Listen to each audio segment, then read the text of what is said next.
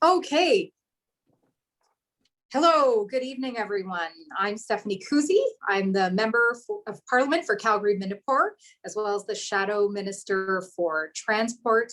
I genuinely appreciate all of you joining me here this Wednesday evening. Thank you so much for being here this evening. We'll just take a couple of moments as you arrive on this beautiful evening here in Calgary-Minneponka. I think our high actually went a bit above 12 today. It was beautiful when I went for a nice walk. I'd say even maybe 14 degrees, as nice as it was out there.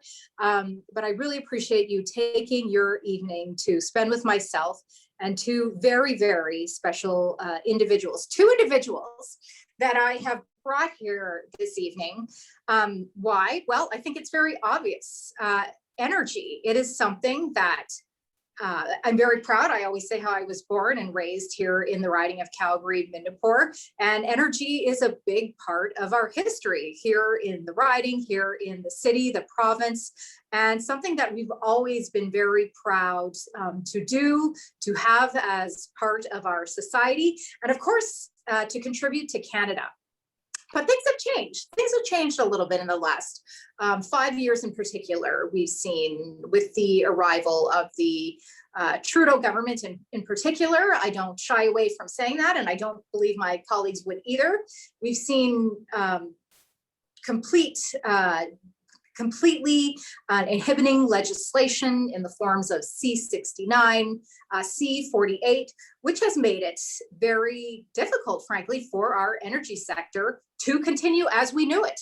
And before I get to introducing our special guests here, I know that they, in addition to respecting the history of our sector, they also are forward thinking. So I'm very excited to hear their thoughts about the future. And that is a big part about what tonight is about as well. But as I said, there has been legislation as of recent, which has made it very difficult for the energy sector to continue as we knew it.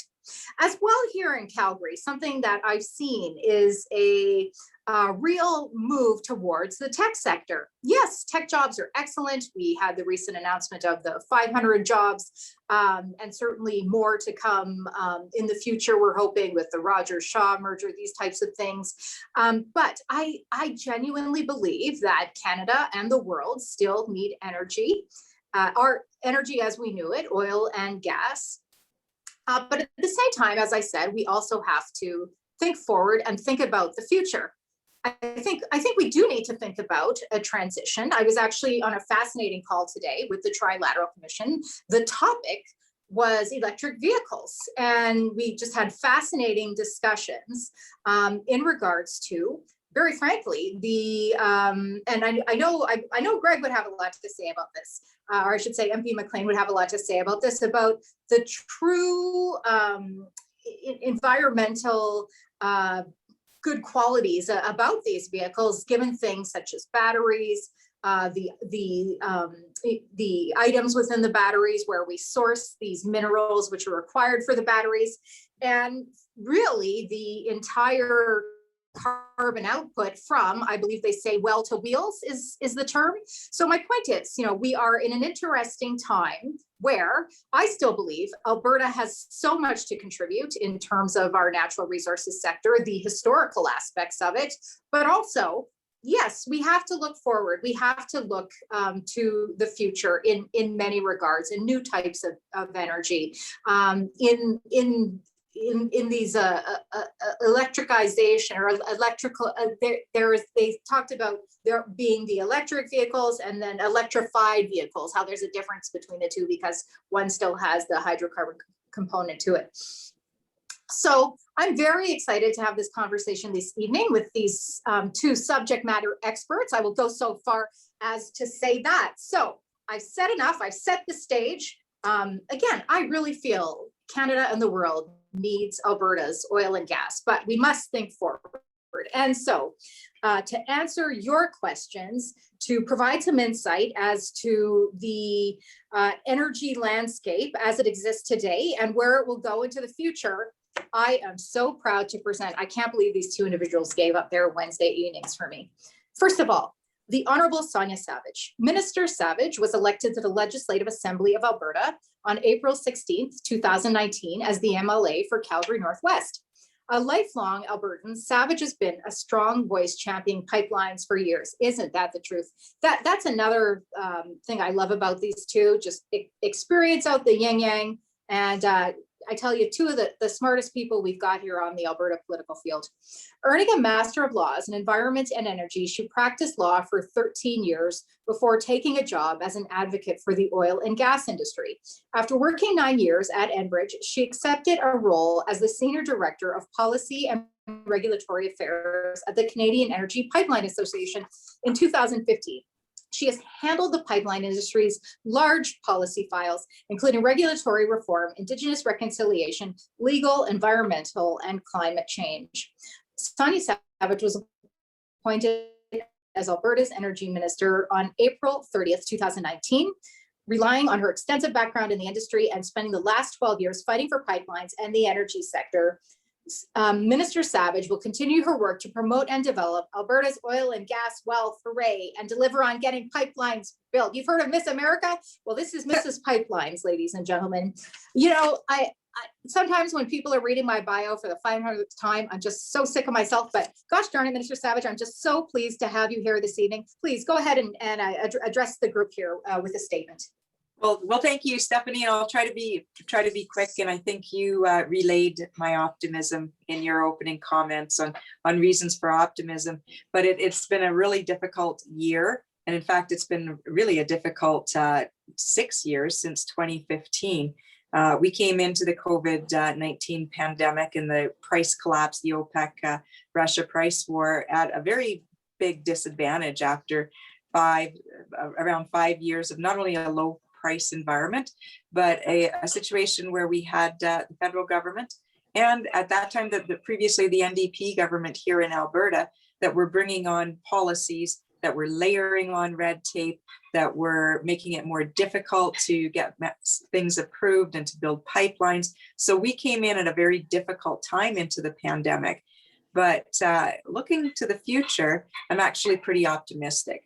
And there's a few reasons for that. And I guess the starting point for me is to look at the energy forecasts for future energy demand and supply. And they come from various sources, whether it's International Energy Agency, OPEC, the US Energy Administration, the various companies put out forecasts, but every single one of them shows a bright future for traditional oil and gas, and says that oil and gas will continue to dominate the energy mix for decades to come. And whilst different forecasts have different scenarios, some will show the demand for oil and gas leveling off around 2040. Some will show the demand going down, and others will have it slightly going up. But everyone says there's a good future for oil and gas as long as we get the fundamentals right and are competitive. But so that's why I'm fairly optimistic for oil and gas, particularly the oil sands, because oil sands have so many fundamentals and so many things in the oil sands that make it very competitive. First and foremost, there's refineries in the United States that are configured to take oil sands and not light oil from other jurisdictions. Heavy oil from the oil sands there's less supplies coming from other places, from Venezuela and Mexico. Supplies are going down, so there's less competition. So the fundamentals are really strong for oil sands. But those same forecasts showing a bright future and for oil and gas also show that there's going to be a number of new and emerging sources of energy that enter the energy mix. And you mentioned some of them, but as some of those new sources come on, as the world looks for lower emitting sources of energy, I don't call it an energy transition. There might be a transformation. I don't call it a transition because there's still a bright future for oil and gas. But some of those new sources of energy, no question, there'll be more uses of them. And you mentioned electrification of vehicles. That's one source. We know that there'll be more electric vehicles coming on, and that's an opportunity for Alberta because electrification requires critical and rare earth minerals such as lithium, cobalt, nickel, things we have here in Alberta, and things that we haven't haven't taken the opportunity to develop. So we're developing a rare earth and critical mineral strategy to ensure that Alberta is well positioned. In fact, I was looking through some of the regulatory stuff today on how we might be able to bring in a brand new regulatory regime that would be competitive and be well positioned to attract investment. The new sources of energy that we know coming on will also be hydrogen. Well, Alberta has advantages in hydrogen because we have an abundant supply of natural gas. And we have decades of experience drilling, which uses a lot of in the oil sector and innovation. So we have some advantages. It also includes geothermal energy. We have it here. It includes small modular reactors. We see a bright future for petrochemicals. So there's a number of areas where we know we can innovate and we can bring on new and emerging sources of energy. So with that, I'm optimistic. We still have a lot of challenges and headwinds, and so we can't ever let down our guard. We need increased market access. We can't get our product to market if we can't get pipelines built, and if we can't get the pipelines built, we don't have that strong opportunity for oil and gas. So I'll leave it at that and turn it over to my very good friend, Greg Mclean, who we work very closely with on all of these issues and others, and we're aligned. I know one day I'm looking forward to him being the federal minister. Wow. Thank you, Minister. And certainly not before I read your impressive bio, MP Mclean. But thank you so much, Minister Savage, for those comments. There is so much reasons to still be continue our optimism about Alberta's natural resources and oil and gas in particular. And thank you very much for articulating the word I was trying to get out of my mouth, electrification. Thank you for doing that. That is the word I was stumbling around. And I really like your point about increased market access. And, for this reason, I just feel so passionate about a national conservative government, frankly, to put the wheels in motion to do these things, because as I said in my opening statement, there have just been so many barriers put in place by the Trudeau government, and you outlined very clearly as well the challenges which the previous NDP provincial government left in place for you, unfortunately. So it's a challenging road for all of us, but I think Albertans deserve access to our energy. Canadians do, as does the world. So let me now turn to our second amazing guest, MP Greg Mclean. Oh my goodness, the print they gave me here is just tiny. In Parliament, MP Greg Mclean is your Conservative Member of Parliament for Calgary Centre. A beautiful riding. I was very happy to door knock with MP Mclean in the last election. In Parliament, Greg was named on September 8th, 2020 as the Shadow Minister for Natural Resources and Canadian Northern Economic Development Agency. And this is a plum role, so he's smart and he did something right to get this amazing role by the new leader, Erin O'Toole. Prior to that, Greg had served as the Deputy Shadow Minister for Natural Revenue, Tax Policy Issues under then leader Andrew Scheer. Greg was also appointed to the Parliamentary Committee on Natural Resources. He had previously served on Justice and Human Rights, China issue we saw this week, just in time.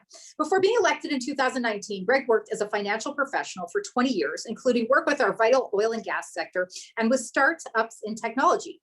Greg's seen firsthand what it takes to invest, to risk, to build, and to succeed. It's the entrepreneurial spirit that drives our province and helps to make our city great. Hear, hear. I love that spirit. That's one of my favorite things about Calgary and Alberta. This financial background is incredibly valuable in Parliament. There are too few politicians who really understand finance, economy, and business. True that. Exhibit A, the budget, April 19th, right? It's not really a budget where it's like you make this much money, you spend this much money, this so much. Doesn't work that way, people. Greg also spent some of his time as a new MP helping his colleagues understand oil and gas policy, the significant strides the industry is taking towards sustainable development, and the many reasons that Eastern Canadians should prefer Western Canadian oil over imports. Hear that. Much of which comes from countries with deplorable environment and human rights practices. Oh, we didn't even get to that with the car batteries. Greg has a Bachelor of Commerce degree from the University of Alberta and an MBA from the Richard Ivey School of Business at the University of Western Ontario. we both have MBAs, MP Mclean, fascinating. Together with his lovely wife, Ruth, who is one of my favorites, they have a combined family of 4 sons. Greg is a big music fan. Greg, we have never talked about that. I would like to hear more about your music interests, and enjoy skiing, hiking, biking, and everything else Canada and the Rocky Mountains have to offer. People, this is a brainiac here you're about to hear from, and I do not hand this term out or use it lightly. I'm so proud to welcome Shadow Minister for Natural Resources and the Member of Parliament for Calgary Centre. Stephanie, thank you. I don't know who wrote my bio, but I'm telling you, that made me sound pretty good. But thanks for reading it all as well. I'll tell you, I got elected here in the 2019 election. So it's been 2 years, almost, a year and a half coming up here. And it's been a free-for-all. Obviously, we've been in the middle of COVID, but I'll tell you, walking into Parliament with 9 other colleagues from Calgary, as well as our colleagues from around Calgary, we set a very high standard for our colleagues there. And Stephanie, thank you so much for all the leadership you show in caucus and the stamp you put on our party at a federal level with all our national colleagues and how we're going to lead this country going forward. It's a pleasure to join you and everybody else in the Calgary caucus. And I'm so pleased to be here with my old friend, Sonya Savage, Minister Sonya Savage.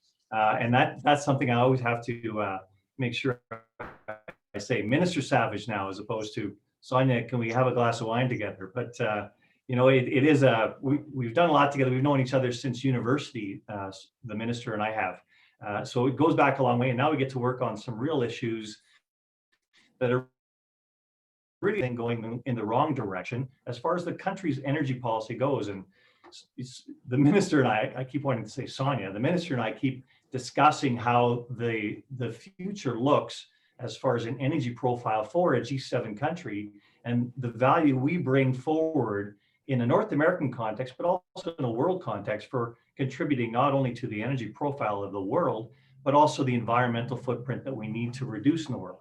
And that's a big thing. When Aaron O'Toole became leader of this party and he appointed me as the Shadow Minister for Natural Resources, he said, Greg, you have to work hand in hand with Dan Albus, our Shadow Minister for the Environment, because we're not going to have a strong energy policy that doesn't coexist with a strong environmental policy, which includes, of course, greenhouse gas reduction targets that we're going to hit going forward. Now, I'm a big fan of the math on this. Everybody talks about we're following all the science. Well, I'll tell this government in Ottawa right now, you want to follow the science? The first thing you have to do is start following the math, because you haven't reduced greenhouse gases 1 iota with your carbon tax mechanism that you put in place to this point in time. There's a lot going on in this file. Oil and gas is one of them, of course, but like Minister Savage, I've got a lot more on my plate. We've got nuclear that we have to talk about. We've got, of course, alternative energies. We've got mining. We've got forestry. I don't think I need to talk about much of that tonight. I'm just happy to answer all the questions we're going to have on the future of our oil and gas industry, because there is future under this oil and gas industry. By doing away with any of the production we have, including the production we have on the way in Alberta and Saskatchewan and British Columbia, and this service, both from an economic perspective, from a human rights perspective, but especially from an environmental perspective. So questions, thanks, Stephanie. Well put, excellent summary, Greg. Thank you so much again for joining me, both of you. All right then, fantastic. We are going to head to the people who matter, and those are our participants who have joined us here. So I have some questions. These are directed, obtained from participants. So I am very excited to pose these questions to you and to get your responses. So since we just had Greg give his wonderful opening statement, I think we'll start with a question for Minister Savage. So this one is from Joel. He says, how do we market our energy in a fair and honest way versus green marketing that has a factual absence of the ecological downsides? For example, strip mining. No energy is green, but oil and gas may be the cleanest. How do we prove this and invest in this message? Well, I think it starts with doubling down on our message around ESG, environmental social governance.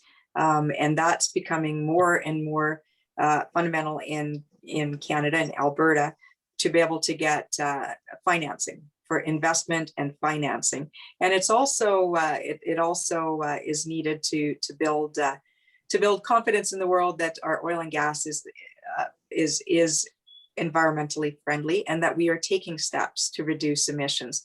So MP Mclean, Greg had mentioned that the carbon tax had not reduced emissions one iota. But you know what has? It's our industry. Our industry is innovative, and they invest in technology, and they take ESG seriously. And that's part of the reason why over the last decade, they've been able to reduce emissions intensity in the oil sands by 21%. We've got companies in the oil sands now. Most of the production in the oil sands is committed to getting to net zero by 2050, utilizing carbon capture, utilization and storage and technology. And I know Greg Mclean has put forward a private members bill on CCUS, carbon capture. And it's so persuasive that now we're even hearing the federal liberals say that it's under consideration. And it should be, it has to be, because there's no way to get to net zero. There's no way to get on a pathway to Paris to reduce emissions without carbon capture. So I think getting that message out on our oil and gas is about getting the ESG message out. I know in Alberta, we've just set up an ESG secretariat within the Executive Council, which is the Premier's department, the Premier's ministry, which shows the importance to our government to bring every department in to look at what we do with an ESG lens. So, and I think the other question was on the environmental footprint of other sources of energy. I think what I prefer is to talk about the merits of oil and gas and the environmental footprint of oil and gas, because some of these other technologies we actually may be looking at big investment in. So we don't want to discredit mines and minerals, for instance, critical and rare earth minerals, lithium, cobalt, nickel.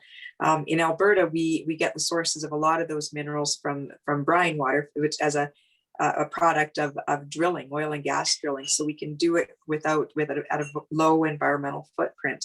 Other sources. So I think, but the key point there is to make sure that we continue to tell our ESG story about oil and gas.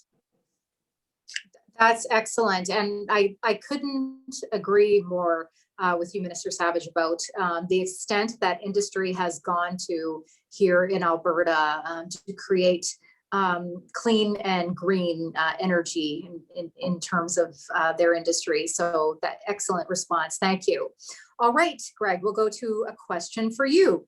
Tasha writes, how are we doing on an energy corridor across Canada? Of course, this was a big part of our platform in 2019.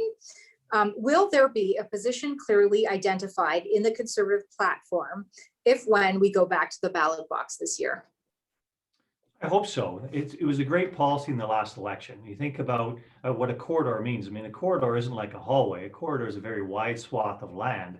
And from a regulatory perspective, as far as transparency and constructive abilities, it gives us something we have to go through a regulator once on, as opposed to several times for several projects. So getting that corridor so that we've got some, let's say, constructive ability to get things done in Canada is exactly a step that has to be taken going forward here.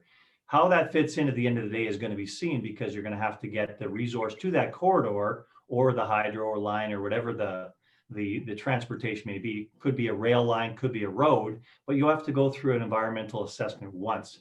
That environmental assessment under the Impact Assessment Act is going to hold back not just pipelines. I know we coined it as the No More Pipelines Act back before the last election. It's the No More Project Act in Canada. Now, the mining industry has found that, and they're not able to get any of their projects over the line, because there's this thing called a project list that the Minister of the Environment has to approve now. So one person in the entire federal cabinet gets to tick a box to say whether your project goes ahead or not. Doesn't matter if you spent $100 million on the project at that point in time, you still have to get the approval of one person. No longer a cabinet body, just one person. So it's a bit of a gerrymandering process, if you will, about how we actually have a government now that has really bought into the influence buying business, if you will. If you're into, getting into the cabinet minister's office and making sure your case is made, you're all the way home. But not everybody has the ear of the environment minister. So the corridor is going to be something huge for our platform going forward. Of course, that corridor will be determined by where is the best location, where does it environmentally make sense. And how do we get as much infrastructure into that corridor to serve as many Canadians and our exports as possible? Thanks, Stephanie. Yeah, thank you very much, Greg. And I really like the national unifying aspect of this corridor. That's what I think my favorite thing about it is that it's a project from coast to coast to coast. And I think that's something we really need to focus on at this time is Canadian unity. I think that's fabulous. Thank you so much. All right, I will go back then to Minister Savage. I have an interesting question from Roy. And actually, again, it's relevant to the conversation that I was involved in today on electric vehicles. We had the CEO of a major auto parts company give her perspective. And she was actually saying that the battery in the electric vehicles actually is really what should be just sort of an intermediary step to hydrogen. So the next question from Roy is, how can the benefits of a hydrogen industry be realized? Sure. Well, I guess if you go back to my opening comment about the energy forecasts, world global energy forecasts for the future, it does show that hydrogen has a big future. It's not an immediate future. We're 10 years out before it really takes off, and probably 20, 30 years out before it starts to potentially displace some other types of energy. But as I said, we have some huge advantages in Alberta with the low cost of natural gas to produce hydrogen, which would be blue hydrogen. The other way of producing it is green hydrogen, which is made from renewable sources of energy. So one thing that's going on right now is there's a debate around the world on blue versus green hydrogen, and of course some of the anti-fossil fuels, the leave it in the grounders, say we should not do blue hydrogen, only green hydrogen, because blue hydrogen is made from fossil fuels, from natural gas. So I think it's really important to ensure that both types of hydrogen are needed. We're not going to get to green hydrogen, but the economics aren't there until we do blue hydrogen, because the economics are there for blue hydrogen. So that brings me back to ESG and the importance of getting our message out that fossil fuels are produced with the highest standards, that blue hydrogen is where we need to start. And it also brings in the importance of having a strong message to counter false narratives, to ensure that we don't negatively brand the way that oil sands became branded as dirty oil. So I think, and one last thing, we have a hydrogen roadmap under development in Alberta that will come out shortly, which will show us, give us a framework on moving forward with hydrogen in a big way. And if I can add to that, I'm so glad of your comments there, Minister, because people have to realize this is a future energy source. It is not something we're going to replace natural gas with today. And we're just experimenting with how much hydrogen we can have in the mix. But there's a whole bunch of safety mechanisms we have to build around this delivery of this new type of power source. Think about, what would happen if there's some accidents associated with hydrogen, and we haven't gone through the regulatory or the testing mechanisms to make sure those are safe for the end user. So think about where the safety is in that as well. When we talk about the new transitions, they're not going to happen overnight. Very good points from both of you. Thank you so much. And these are the types of discussions I was hoping to have when I talked at the beginning about looking forward to the future. All right, let's move on to our next question from Justin for MP Mclean. Can we look at reviving Energy East? Oh, you knew it was going to come up at some point, MP Mclean, but here it is. Can we look at reviving Energy East? I'd like to look at reviving Energy East. There's more of a swell, especially with the noise around Line 5, Enbridge Line 5, which Minister Savage knows well. I think she used to work at Enbridge, as I recall.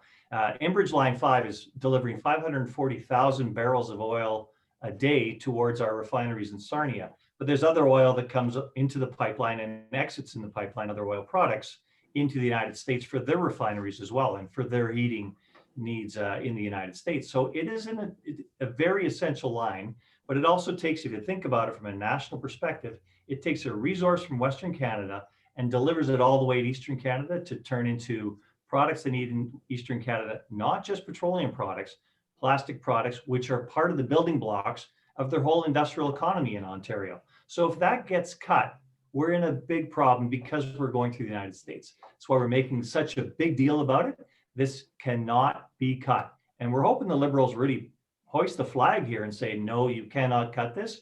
Where is the transit pipeline treaty that we need to enforce at this time between our two nations? But, you know, we've got an unreliable regime as far as how they're treating our energy products in the United States right now. We're hoping to solidify it. If it doesn't get solidified, we're going to have to find a way to get our resource to our markets through Canada. And that will mean, you know, going around north of the Lakehead, but also getting, we hope, all the way to the refineries in Eastern Canada. Because I'll also point out part of the Line 5 leads into a line called Line 9, another Enbridge line, which gets to Montreal. And that's where they do a bunch of the refining in Montreal as well. So Canadian product to Canadian markets makes a lot of sense for everybody that understands the discount we receive on our Canadian oil by not accessing a multitude of clients. Best clients we can access, of course, will be Canadian clients. So yes, I'd like to see it back on the table, and hopefully with a different regime and more constructive look on regulatory policy, we'll get that over the line. Yeah, I can just add to that, because I yesterday I was testifying before the House of Commons Committee on U.S.-Canada relations with Minister Bronwyn with my colleague Bronwyn. You stole my thunder, Minister Savage. I was just going to mention that, so please continue. Energy Minister from Saskatchewan and Associate Minister Bill Walker from Ontario to talk about Line 5 and the importance of it, and of course the concept of Energy East came up as a matter of energy security for Eastern Canada, to ensure we had an all Canadian route for our products to get to Eastern Canada. And that's what Energy East would have done. And it would have done it by converting an existing gas pipeline from TransCanada, which was built in the late 1950s as an all Canadian route. Oil pipelines were built ahead of the gas pipe. National Oil Pipeline was built, the Enbridge line was built in 1950 to Superior, from Edmonton to Superior, Wisconsin, where it connected with Line 5, which was built in 1953 to carry on the product to Sarnia. And they did it that way at the time because it was a cheaper, more economically efficient route.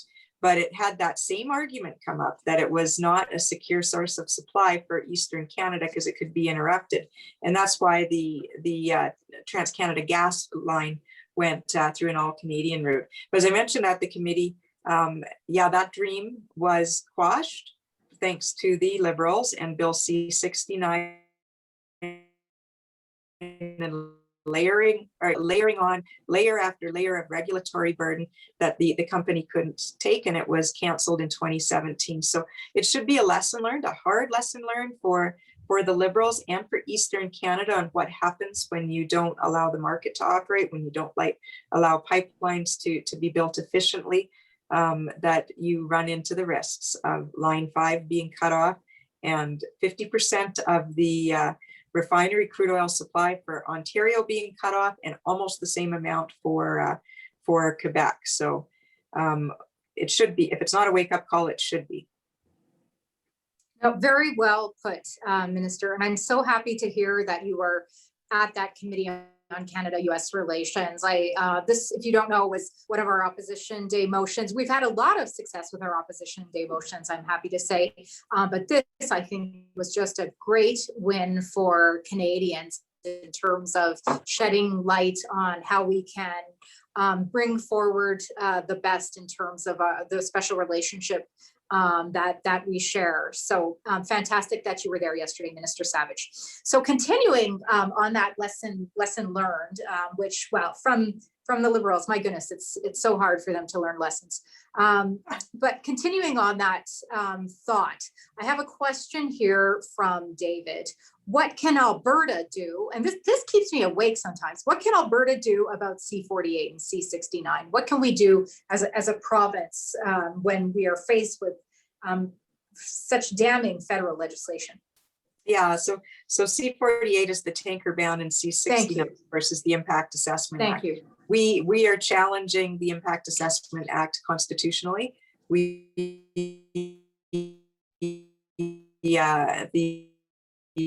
argument was before, it's a very different set of facts and a very different constitutional considerations than the carbon tax reference that we just lost. The carbon tax we lost on a very, very narrow grounds of jurisdiction based on the stringency of price stringency for a carbon tax. We believe we have a much stronger case for Bill C-69 to challenge it as intruding into provincial jurisdiction in terms of the types of projects that it would assess. With C-48, the tanker ban off of BC's northwest coast, it applies specifically to crude oil products. It interestingly doesn't apply to solidified bitumen. So we have various projects, Canapux and Bitcrude, that would move solid bitumen that's put into blocks that isn't caught by the tanker ban. Interestingly, there's big interest in that type of product in both India and in China for solidified bitumen. And regardless of there's a big market for it. It's used for asphalt as well as refining for oil and gas. So I think, but number one, the best way to get rid of those two pieces of legislation is to elect a conservative government. I like those words. Yeah. Anything you want to add, MP Mclean? Those are tough legislations, and I talk to our colleagues across Canada because these are divisive pieces of legislation that were brought forward by this Liberal government in their last iteration. It really does penalize our industry. I think about C-48, you've got an approved pipeline that went through several iterations of actually getting there, 209 recommendations put forward by the National Energy Board to get this built. You've got Indigenous participation of over 20% ownership in the pipeline. It ticks all the boxes: Indigenous participation, environmental remediation, making sure we get our product to market, get our jobs in Canada, and get diversified as far as our customer base for our resource product, not just going to the United States, a monopsony position that we have right now with the US, but getting it to offshore markets where the market is actually growing as far as the need for petroleum resources. And in one fell swoop, they just find a way around that, an approved pipeline, and say, well, you can still have the pipeline, but the pipeline to nowhere isn't going to help you because we're not allowing you to ship it offshore now. And it is ridiculous because you do have hydrocarbons transiting just outside that area that come from Alaska and come down to the United States refineries with US oil there. So the only thing we're banning out of that area is Canadian oil. It's a shame, and it's a very divisive piece of legislation. I wish more Canadians knew how divisive it actually is. Very strong words, MP Mclean. Thank you. Excellent sentiments. All right, MP Mclean, what I'm going to do here, I'm going to merge two questions because I think they're very similar, and also I think it gives you a great opportunity to discuss further your private members bill. So the first question is from Pardeep. He asks, any possibility to subsidize low carbon initiatives within the oil and gas sector, solvent and co-injection projects to reduce SORs by 50%, geothermal projects, etc. And the second question, along a similar vein, is from Jordan. It says, with some oil and gas companies already being able to reach net zero emissions, should the CPC and UCP, but since you're federal, we'll focus on the CPC, focus on how by supporting carbon capture technology, we can still protect the environment and keep our economy strong with oil and gas? Well, thank you for those questions, and thanks for leading into my private members bill. And I'll tell you, it's carbon capture, utilization, and storage is a key part of decarbonizing our economy here. Not just oil and gas, but the whole thing about my proposed private members bill is it splits the tax credit between the people the entities actually capturing the carbon and those that are storing it. Before you split the tax credit, you think about what entities could actually store carbon and capture it. You're really talking about hydrocarbon producers, because a lot of other industries that emit carbon dioxide or carbon monoxide actually don't have the ability to store it. So by splitting that credit between the capturing, which requires, of course, the equipment, the transportation, and the storing, you're broadening the market of the people that can actually get and utilize the equipment and actually help to decarbonize our economy, not just oil and gas, but everything else that's produced. So that's a key portion of this. I would actually really say that if we look at the decarbonization of our economy, we should be providing tax credits for all of these technologies that are going to bring less and less carbon out of the equation here of producing, high value energy products for the world from Canada. And I can stretch that into the next question as well. If we talk about how we actually add value in the world scale here, all of these issues, we're going to be producing resources that are more environmentally friendly for the world. By getting this technology developed in Canada, we export that technology elsewhere as well. And we need to take credit for that because we have spent so much money in Canada, both from a government perspective, but also from a private sector perspective. The billions that are spent annually on clean technology innovations in our industry here in Alberta, in Saskatchewan, in British Columbia, and in Newfoundland are significant. They're over 3/4 of the innovation funds, the clean energy innovation funds that are spent in Canada. Well, let's take credit for it, but let's utilize that technology in helping the rest of the world reduce their emissions as well. It's a key thing I think Canadians need to bring to the equation. Yeah, no, I'll start with the question on solvents and technology. And just to start with, we're working pretty closely with the oil sands producers with their goals of several companies, their goals of getting to net zero, and even the idea of can the entire oil sands get to net zero and be branded as net zero oil from the oil sands. That's going to take a huge effort, like an enormous effort that's going to cost a lot. It's going to take carbon capture, utilization, and storage, and deployment of technology on a scale we haven't seen before. So we have made a ask of the federal government, of the federal Liberal government, for $30 billion for carbon capture, utilization, and storage to help kickstart it and to help get to these goals. And Canada needs to realize they made a commitment to get to net zero. There's no way to do it without carbon capture, utilization, and storage. There's no way to do it without rapid deployment of technology.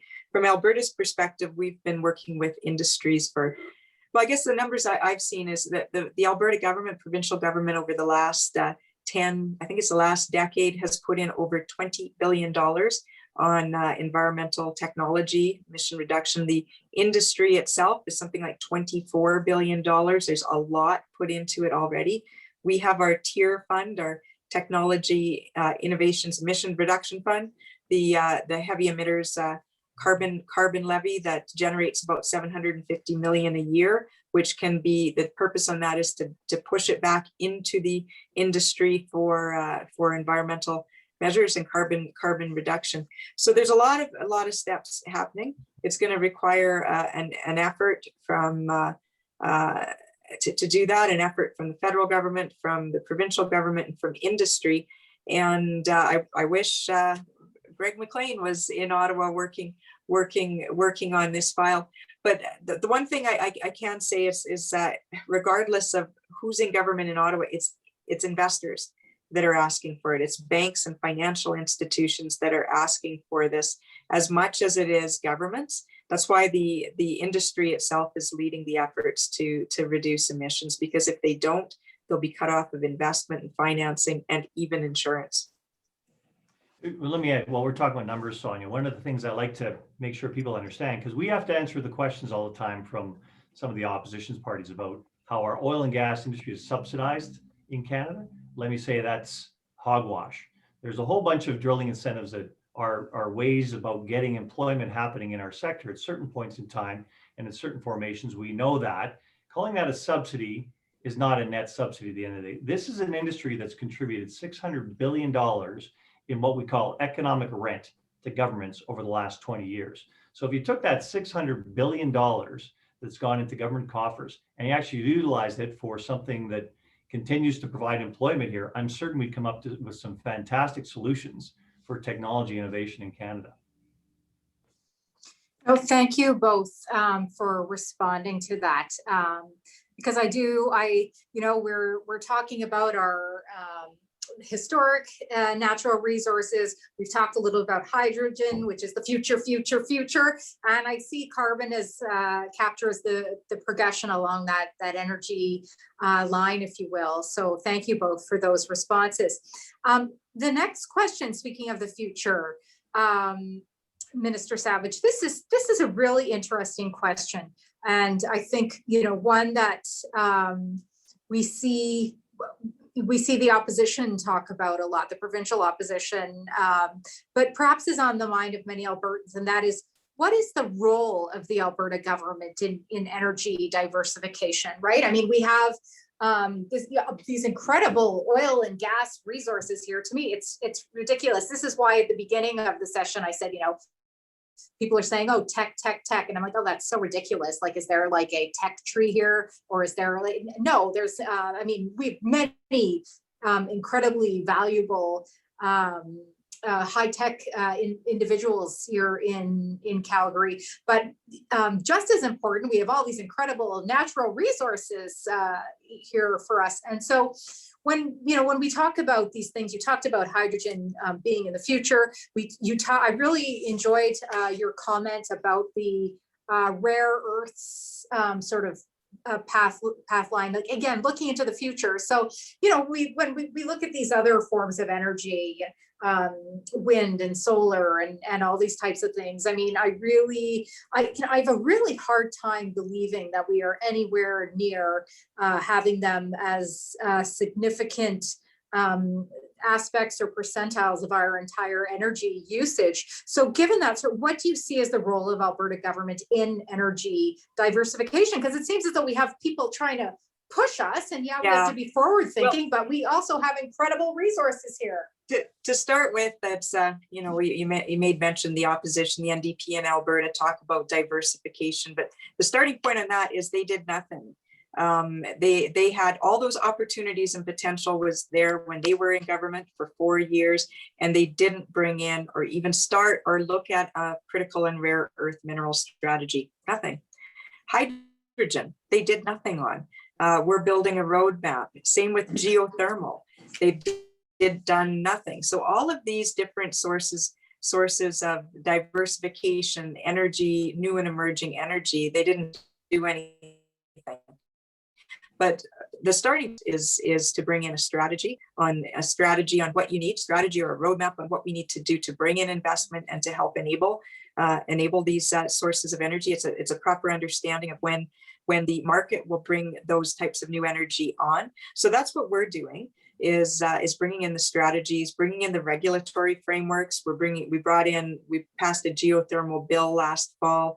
We're working on the mines critical and rare earth mineral legislation and strategy, and the hydrogen roadmap. So that's the starting point. But the other starting point is to make sure that we've got a competitive investment climate to bring in investment. That means like a low tax, a competitive fiscal environment to compete with other jurisdictions. Other places are looking for that investment too. It means having a competitive regulatory framework with regulation and efficient timelines and reduction of red tape. So that's what we do, as well as promote the benefits of the energy sector. And one last thing on that, for all of those types of new and emerging technology, they don't detract or take away from oil and gas of being our number one industry. Our competitive advantages for those types of things are because of the innovation and the skilled workforce and the ingenuity of our oil and gas sector. Very well put. Excellent. Thank you for that response. Okay, we will move on then to a question for MP Mclean from Dale. I'm actually really excited about this question, Greg, because I know in the Transport Committee and amongst Conservatives, we've been very excited about the possibility of the A to A line. That I know we're all very excited at the possibility of what such a line could do for Alberta and for Canada. And I even recently had a conversation with Minister McIver, who I know is also a proponent of the Alaska to Alberta rail line. That would, I think, just is a project of incredible potential. So along that, I have this question from Dale, which says, what about expanded port access to Alaska, Stewart, BC, and Churchill, Manitoba? Are anyone a possibility for all Western exports, including oil and gas? So perhaps we talked at the beginning about the necessity to have routes to get to other markets. So perhaps using that as a jumping point, we can have a little bit of a conversation about that, about the different options that exist for us to get our energy elsewhere. Well, yeah, thank you very much, Stephanie. That good question. The thing about getting our resource to Tidewater is we don't want to be beholden to one party. We saw what happened years ago in the government of British Columbia trying to extract some rent on getting Alberta's resources to ports in British Columbia. So getting those, having the option of getting those resources to a different jurisdiction, even though it's a foreign jurisdiction and should be more difficult, Alaska is very amenable towards getting resources in and out. Now, the beauty about that Alberta to Alaska railway is that it's not just a one way. It's not just resources going up north and then being exported overseas. It's also a whole bunch of goods that can find their way in a whole bunch of northern development that happens in the north of Alberta and in the Northwest Territories and in the Yukon along the way. So that's the beauty of it. It's a huge economic driver for a region that right now doesn't have that economic infrastructure that would be so essential. I do think, and I remember working in LNG and all the opportunities we supposedly had in liquefied natural gas, which is a shame that we haven't gotten anything to market yet. I'm really hopeful that LNG Canada gets going as quickly as possible, because it's an area where we add so much value to the world as far as reducing the carbon footprint of energy derived from coal burning in other parts of the world. This reduces it by half. Now, I was heartbroken 2 weeks ago when we found out Chevron couldn't sell their position in Kitimat LNG. Now that means that there's 40 megatons per year, 40 million tons per year of greenhouse gas reduction that will not happen because of Canada's contribution in this respect. That means more coal plants will be built in Asia because we're not doing our part in getting our emissions reducing resources towards markets. This is all a shame, but also we do need a portfolio, if you will, and remember I'm a portfolio manager by background, a portfolio of distribution points to get those resources to market, because we don't want to be constrained in any of them. Yeah, and I would just add, we support market access in any direction, whether it's to the north, to the south, to the east, to the west, and of course we've seen, and for oil and gas, we've seen pipelines canceled to the east, vetoed to the west, vetoed to the south.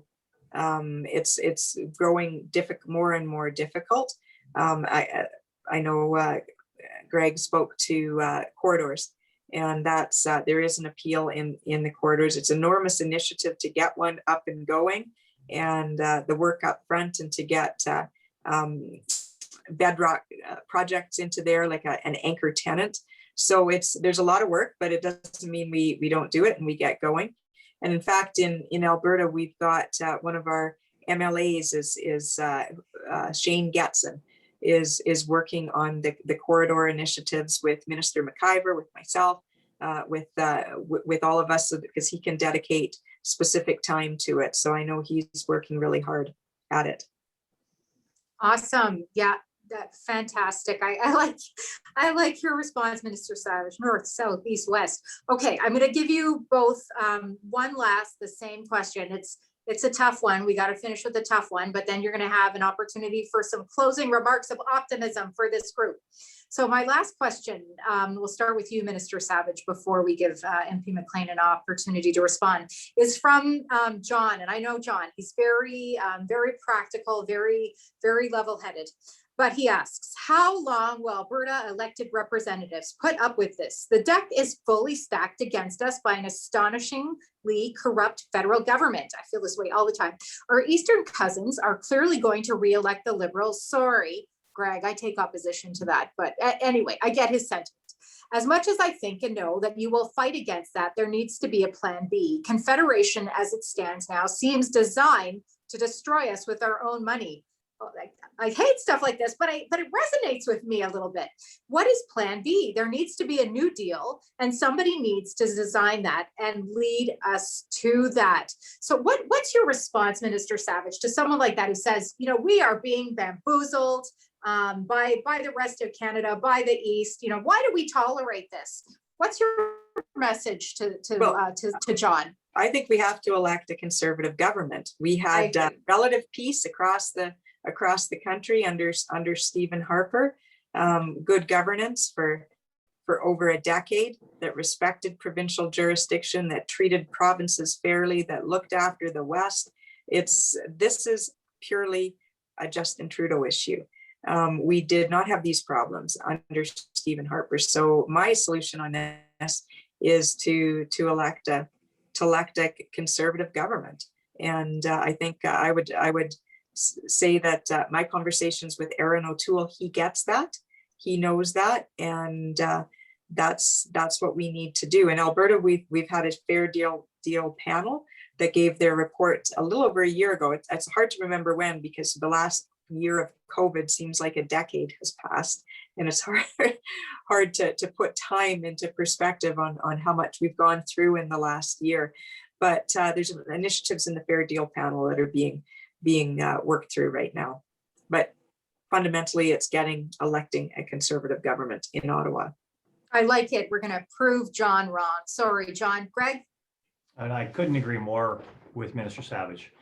This is a divisive issue brought forth by one prime minister and his regime. I'll even go back and give some credit where credit is due.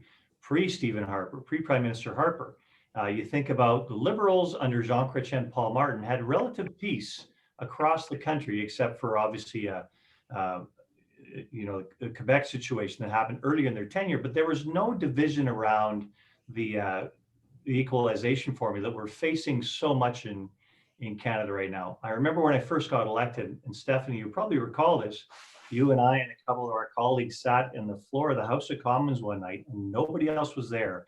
And we talked about how do we address these problems that are driving Canadians apart, driving provinces apart, because there is, quite frankly and quite clearly, an unfair economic arrangement between provinces right now, where a prime minister like Justin Trudeau can walk in and gerrymander the rules so he can take from, at this point in time, an economically suffering province with a high unemployment rate and divvy the money from our resource revenue and from our hardworking people in Alberta to other parts of Canada. That is something that was not envisioned when the formula was put in place. So he's taking advantage of his position at this point in time where no previous Canadian prime minister, I believe, would ever have done so. So it is a great shame, and somebody has to point it out all the time. This is something we have to adjust and make sure it doesn't happen again. It doesn't have the ability to make it happen again. Wise words. Thank you both so much. All right. So that was the hard question, but let's send our viewers away with a final note of optimism and positivity for Alberta's natural resources, oil and gas in particular. Minister Savage, please, your closing remarks. Sure. Well, I would start off on optimism, because every speech I give now focuses on optimism and what our future holds. And I am optimistic for not only all the new sources of energy that I spoke about, but for the fundamentals for oil and gas. And all the fundamentals are there. Over the last couple of months, we're seeing WTI trending at up to $65 a barrel. So price has recovered. Along with that, we've seen increased investment into the sector year over year. We've got investment coming back, which is driving up the drilling rigs. Drilling is up and investment is up. We've seen land sales, surface mineral rights sales are up. The value is up, the dollar's up, the amount is up. So all of those things point to optimism. So I would leave it at that we've got a lot to be optimistic for. It's been very tough last year. followed behind 4 or 5 years of extremely tough times with government policies. But we've got an energy sector that's resilient. We've got Albertans are resilient. Our greatest asset and our greatest reason to be optimistic is people like you, people like Albertans. And we'll get through this, and we'll be doing just fine. Thank you, Minister Savage. MP Mclean, closing remarks, please. Thank you. The one thing that the pandemic has exposed is how much we need our essential goods in Canada. And essential workers are the people that are actually producing something tangible. And there's nothing more tangible in Alberta, frankly, than the oil and gas we produce that benefits the whole country and the world. I'm happy to hear and happy to see the pricing on oil turning around. Natural gas also, so that it actually is very viable, and the rest of the world has started to make sense. We recognize here, of course, that it's an artificial market. The pricing on this product is artificial. It's determined often by a cartel, and yet we survive and we prosper in this world because we do so well at extracting this resource in Alberta and giving it as a high density energy alternative to everybody in Canada and to our neighbors to the south. This is something that's going to continue to find its way in Canada. We're going to continue to prosper here, and I think we'll have a new focus on the jobs that really matter, or the jobs that are providing high value to Canadians going forward here. There are no more high value jobs than those in our energy industry. So thank you to everybody in the energy industry. I'm looking forward to some good years ahead. Well, thank you both for those incredible messages of optimism. And I feel all of our viewers should just feel so confident and so positive about our natural resources sector, oil and gas in particular. And remember, you have these incredible representatives advocating for our natural resources sector at all levels. Just yesterday at the Canada-US Relations Committee, Minister Savage, MP Greg Mclean, thank you both so much for joining me and my constituents here this evening. We are so very honored that you spent your evening with us. We're truly grateful you could be here. Just have a wonderful rest of the week. Have a wonderful weekend. And please always remember that you are friends of Calgary Midnapore. Thank you, Stephanie. Thank you. Thank you. Thank you, everyone. Thank you to you, the viewers, for watching. It's a pleasure to have you with us. You have a wonderful evening as well. God bless Canada, God bless Canadians, and God bless Calgary Midnapore. Thank you and good night. Thank you. Good night.